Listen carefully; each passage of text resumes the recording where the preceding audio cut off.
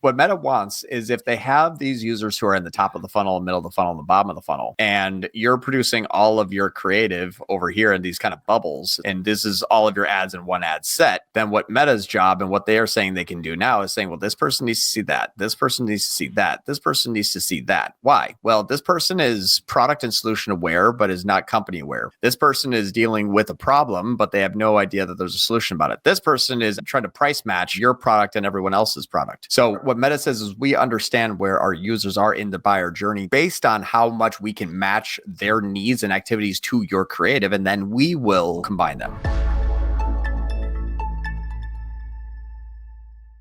One thing that they mentioned and one thing that I've been talking about is what they call the deduping of opportunities.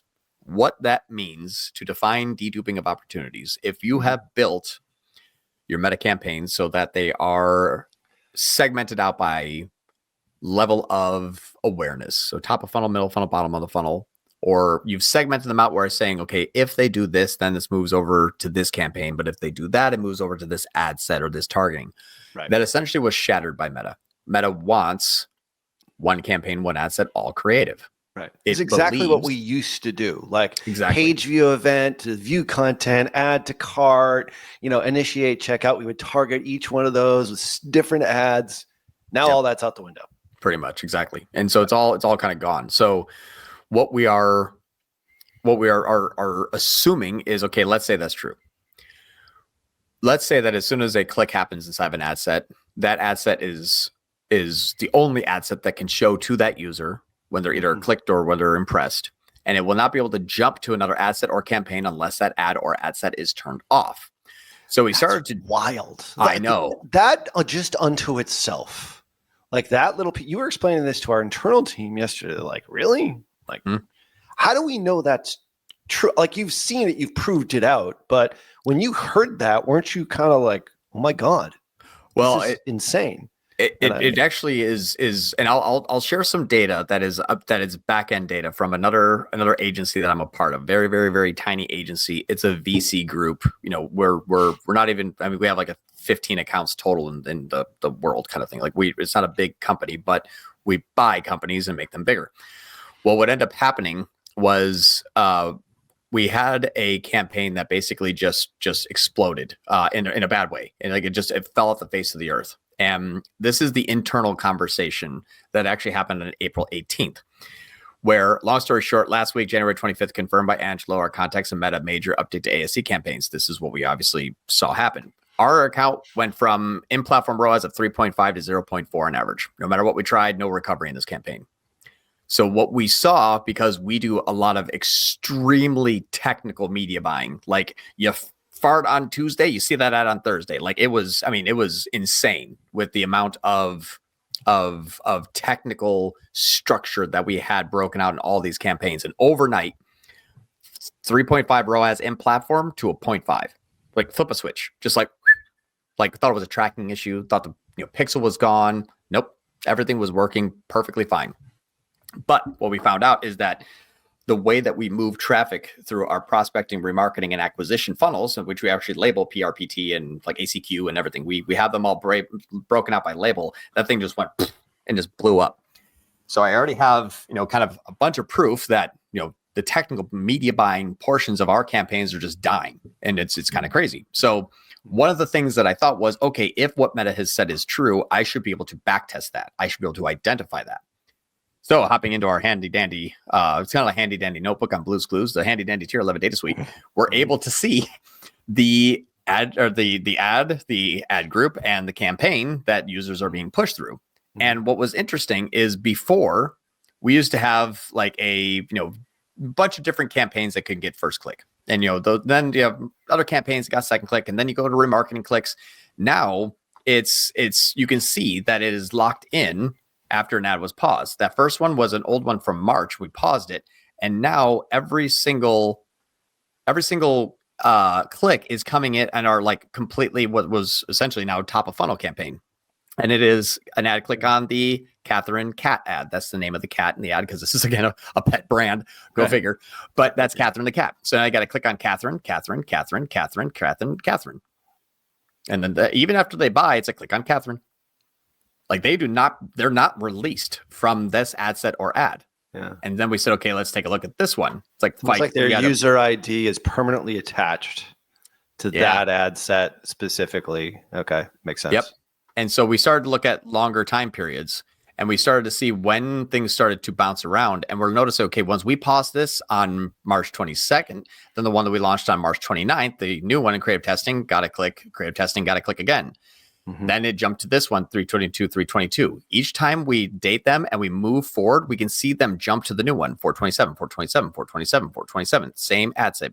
I mean, 4 clicks in a row on 5.6, 5.7, 5.7, 5. I mean, it's literally the same ad set now locked in. And the only time I can get them out of this is if I pause that ad or that ad set. Is that a different ad each time? Can you, or do you not know, or do you care? Nope. This is the same ad. We labeled the same ad. Okay. The same. Yep. So the ad name, we all have like Heidi, Patricia. When these are paused, then this new one comes in, and then they are locked into here. Got it. Okay. So we started to kind of identify that we got, 427 immune.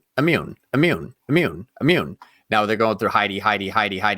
We did have a direct visit in between there, but I mean, they're seeing this. They have 5 clicks on the same ad. That's wild to think. Like people would actually do that.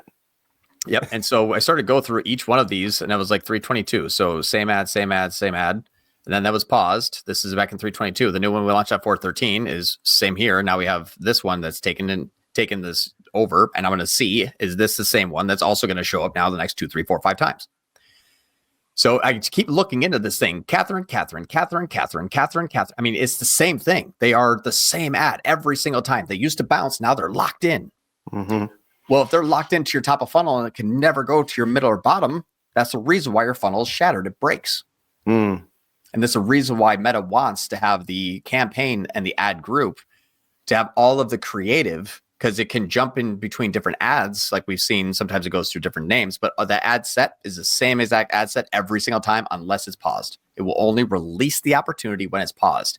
And I don't know anybody. I mean, this last one of 1, 2, 3, 4, 5, we have 6 Catherine clicks on literally the same day, all 5, 7. They kept seeing the same exact ad 7 times in one day. User behavior is just so mind-boggling to me. Right? I think that's one of the reasons I should have been a psychiatry major. Well, psychology probably, because I wouldn't be a psychiatrist.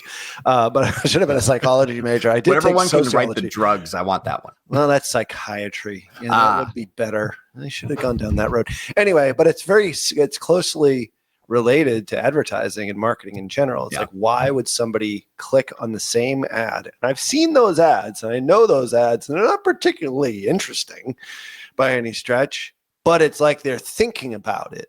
Mm-hmm. I remember I heard like one of the first digital products I ever bought was Jeff Walker's product launch formula 2.0. This is way back, like when I launched my first online business.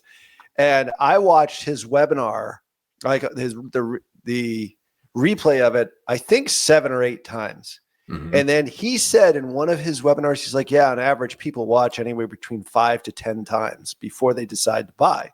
Because it was like a $4,000 product. And back then, that was like all the money in the world I had. Oh, yeah. You know what I mean? So anyway, so I bought it. But I never will forget that, because he's like, people watch the same stuff over and over again. You wouldn't think that they would. They would watch it once and then maybe the replay and then that's it. But if you're really thinking about buying something, you click on the same stuff. You do your research, you Google the brand name like maybe 10, 20 times. Yeah. You know, the touch points, and they're only growing as we start to throw more ads at everybody all the time. Like it makes sense. It's the reason why Friends is still on TV. Yeah, absolutely. That was stopped like 2004 or something. It's crazy. Now people are still watching. Exactly, I was watching reruns, but it makes a lot of sense, and it makes no sense at all at the same time. Like right now we're in that transition period, which is hopefully Meta's AI targeting based on creative is just as good as what I was doing. Like that's a scary proposition. And so I think it's our job as good marketers and educators of the industry to explain what we're seeing so that people, I've had a lot of times where I'm always a tinfoil hat guy. I'm always like, soon Meta's going to just do this. And I was like, okay, John, like go back to your cave with your tinfoil hat. And all of a sudden, like things are starting to like kind of come true, which is cool. So it is moving that direction, but I think that's sometimes tinfoil hat theories, they become reality. It doesn't make sense why they would just stick a person in one ad set forever. And then they're like, well, there's different conversion events. So different conversion events are allowing now to jump. I'm like, oh, like now that's why Cappy imports make sense. It's like we can actually control the flow of the traffic, because if you don't, your tofu ad is stuck there forever. Good luck. I mean, that is horrible. They're just forcing you to relinquish all control and to put into one campaign with one ad set and, let AI God figure it out. So in that ad set, if they're clicking on the same ad multiple times, I mean, you're also mixing in, because we talked to our creative director, Lauren, yesterday about this, who, by the way, is going to be launching her own new series on YouTube on creative. So tease, hint, hint there. Anyway, so her question was, well, how do you actually test creative, or how do you know which creative to bring in? And I would always think, well, in each individual ad set, you're going to have, for one particular product, you're going to have 5 or 6 different creative types or maybe hooks and so forth. But your data shows they're clicking on the same damn ad. Yeah. So it's like, I'm not thinking about like, oh, it lasts longer. Oh, it tastes great. Oh, it's less filling, or whatever the benefit is for me, I would want to get, but I lock into one thing, and Meta almost knows that I'm locking into that one benefit. Like less filling is the thing that's going to get Ralph to convert. Right. Using a horrible analogy here, but basically that's like a hook. And it seems like the data shows that to be the case. How would you respond to that? If you combine your horrible analogy with my horrible Microsoft Paint skills, you get sort of an explanation here. Here we go. Oh my God. Oh yeah. He's Michelangelo. Oh yeah. Look at this. Look at that funnel, baby. Oh yeah. And so this is obviously, everyone knows the funnel. Yeah, that's actually not too bad. I'm pretty proud of myself. That's pretty good. It's like it's all aligned and everything. Yeah, look at that. Van Gogh, eat your heart out. I figured out if you hold down the shift button, it actually makes things straight. That's good. I'm a pro in Paint. That's so good.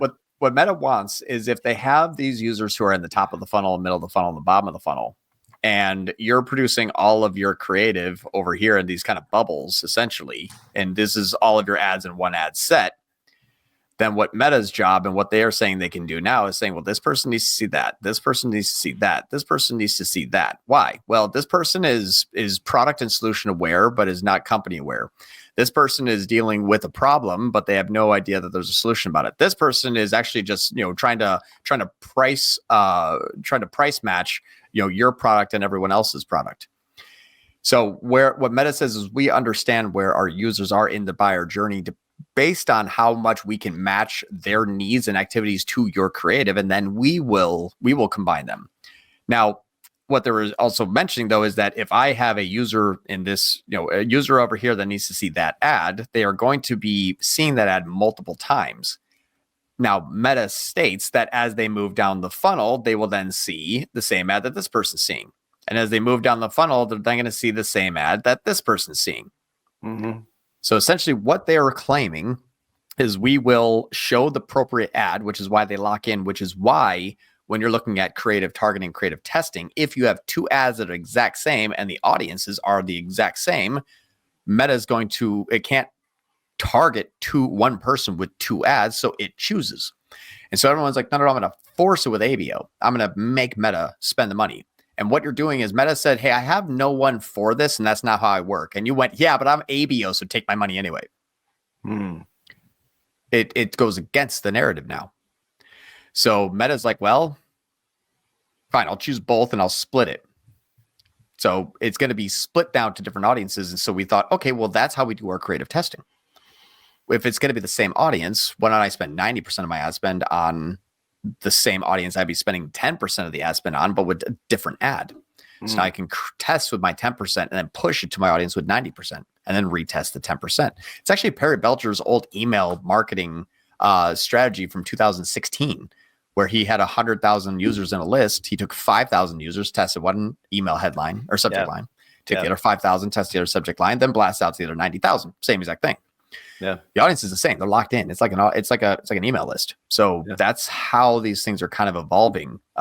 We just have to give it obviously more time because we're seeing them locked into that one ad. And then we got to see, are they going to jump down to the other one? I have sort of proven it with feeder strategy. So that'll be something next week. We can see the view contents and then the purchases now. So we're starting to connect those dots. It's starting to jump between conversion events. So we're like, good. That's really cool too. Yeah, that's some next level stuff right there. That's actually combining two of the things that we've come out here in the ad lab. Not that I'm renaming it already because we don't have our, all our branding together. The point is like that's a combination of Cappy imports plus feeder strategy. Mm-hmm. And soon it'll be Cappy imports with feeder strategy on top of Dogpile strategy. We're just lumping them all in together. Oh, baby. Oh, yeah. It's good stuff.